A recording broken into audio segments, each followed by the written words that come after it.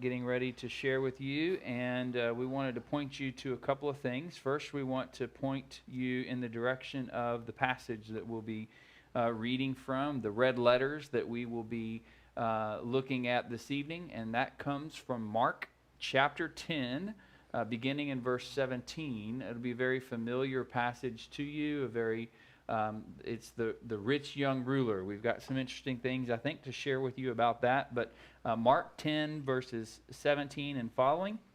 You might want to take a moment before you join us at 7 to read through that, refresh yourself with that encounter between the rich young ruler and Jesus. Additionally, we want to pose to you a question. Same question we gave you last week before our show failed. And I'm going to let John toss that question out to you. Definitely.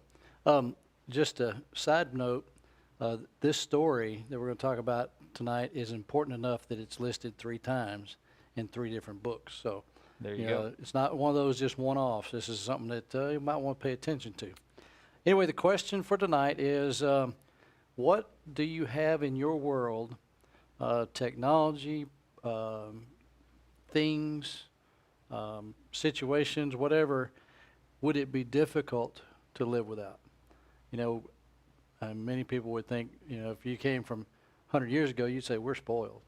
We've got running water, we've got air conditioner, we've got cell phones, computers, from when you had an outhouse and no air conditioning to go to what we have now. There's a lot of things that we probably take for granted, but I want us to just kind of think about those things that are maybe really important to us, that it would be difficult to not have. Yeah, so if we took this thing out of your life, it would wreck your world. Yeah, it would be ugly. Yeah. So think about that. Put some thought into what if it was missing from your life would wreck your world. What is, as John put it, what would cause your life to be difficult if we took this away? And then also, again, Mark 10 is where our red letters come from this evening. So take a moment to read over Mark 10, verses 17 and following.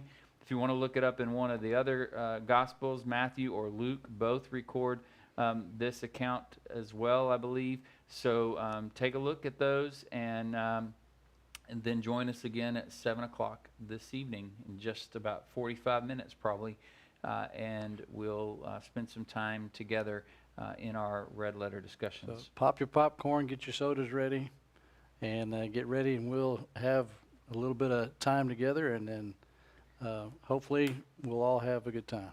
There you go. So for anybody that joined us at this point in time, thanks for joining us, and we'll see you again here in about 45 minutes. Grace and peace. See you soon. Take care.